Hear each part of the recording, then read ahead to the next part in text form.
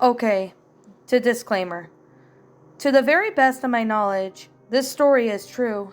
I don't expect to convince you.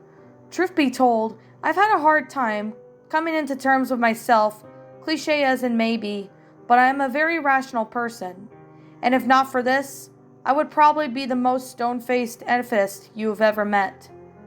But after such much struggle, internal struggle, and debate, I have come to the conclusion that there are things in life that simply can't be explained with reason, at least in the form of which we all know it.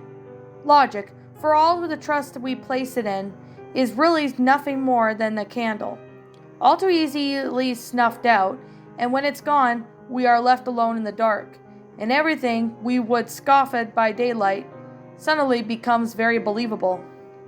Alright, before I wax too melodramatic, here's my story. I was very young, only 4 or 5, at most, before even my siblings were born. It was just mommy and daddy and me, living in our small house in Great Bend, Texas. Or Kansas. Very quaint, we are a very young family, without much money, and most of our furniture was secondhand. It was the middle of the day, summer, hot, boring. I was playing with marbles by myself on the thin carpet beside the huge old flower-patterned couch. My mom was down the hall in the kitchen, and my dad was at work. I was trying to roll the marbles around the carpet. I don't know. We had a perfectly good linoleum floor, after all. But here I was, swishing the marbles back and forth, happily bouncing them to each other. When the overzealous enthusiasm, I rolled too hard. My favorite marble, the clear ruby red-eye one, zipped into the dark space under the couch, and it was lost. Damn it, my dad wasn't home. He was the only one strong enough to move that huge large couch for me. I would have to get the marble back myself. I reached under my hand under the couch, tentatively at first, then deeper encountering no marbles. I pulled my hand out in disappointment. Then, a hand reached out from under the couch back at me. I remember the image vividly, and I suspect I always will. It was a slim hand, with tarpened fingers, a woman's hand.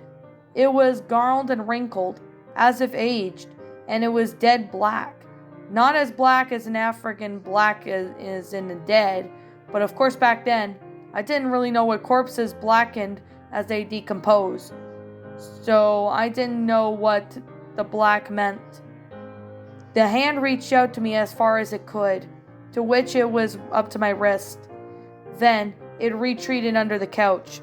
It then emerged again, this time pushing a little bit crumpled up plastic bag with a logo on it that I didn't recognize.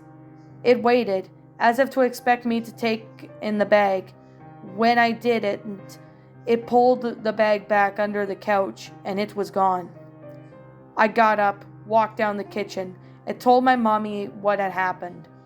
Why didn't I run screaming, or at least run? I don't really know. All I could say was I was just a little kid. A hand reaching out from under the couch at me didn't seem like a huge deal. I hadn't yet learned what was to be more presumable, but in reality, I had no worldview. Mom was skeptical, but walked back to me to the couch and explained how I was probably imagining things. She even reached up her hand from under the couch to convince me that nothing was down there. Later, Dad lifted the couch up for me, and the only thing under it was, of course, my missing marble.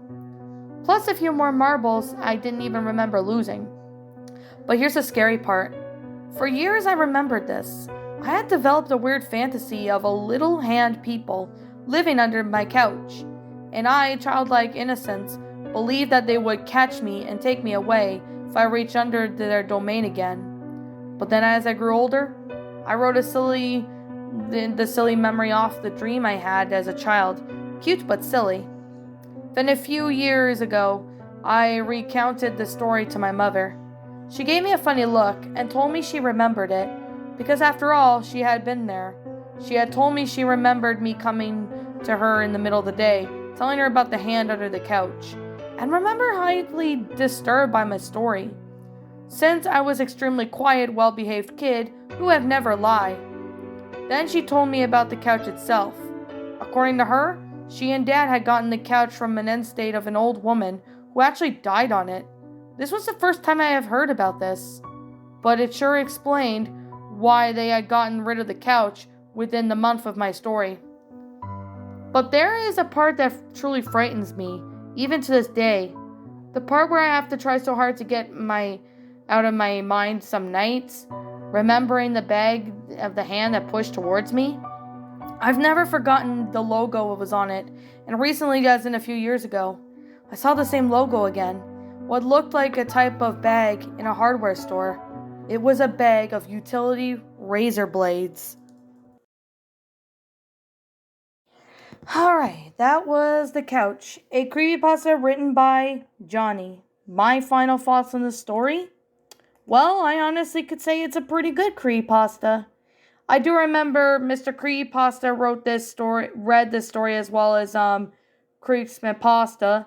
So I thought, you know what? I'm going to go ahead and, read this story. So I honestly really found this to be, quite freaky. The woman died on the couch and that hand reached out to grab a boy or something or person, whoever, and all that.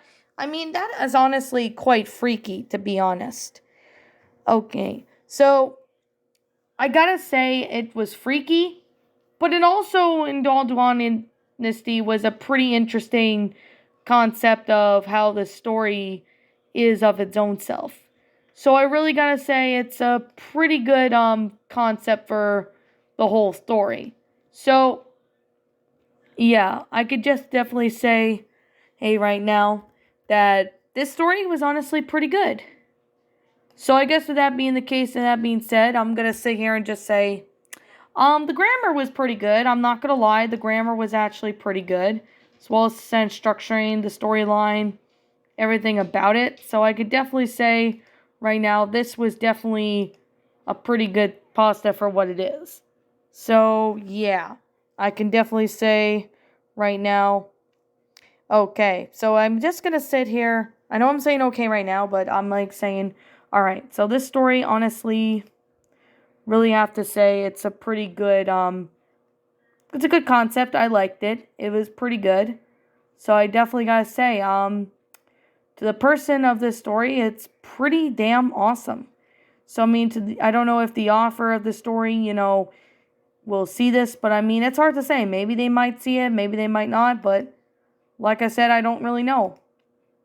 But like I said, I'm going to sit here and say this is just simply my own opinion. If you happen to disagree with me, that's fine too. We're all entitled to our own opinions regards to these creepypastas. This is just simply my own personal thoughts. If I could really definitely say, if I have to say something I didn't really like about the story or what could have been made the story better is maybe, explain how the woman died on the couch and why the hands came out. I mean, the fact of a woman dying and her spirits there, it sounds pretty interesting, but we don't really get any explanation as to how the woman died. Like, maybe was she stabbed to death or something? At least that would be a little bit more realistic or something. Or maybe she was murdered on the couch or she died of cancer in her sleep. I mean, it's really hard to say, but all we can do now is just kind of, make up some theories. And, I think she would like to think she was murdered and that's what happened. But who really knows, to be honest? Maybe the author, if he seems to, which is Johnny, the author, if the author could comment and let me know in the comments, that would actually be helpful. But also we could say is we can make some theories about it. So I guess with that being said, this story gets a 9 out of 10. Well, it's a really good and interesting story. I would like it if they go into detail on what happened to the woman that died on the couch. Like, if they goes into detail, like if she was murdered or something, not only that would be believable, but that would actually help out the story a lot more. But like I said, that's just my thoughts and what I, would like to see if the story were to be improving. But like I said, that's just my own opinion.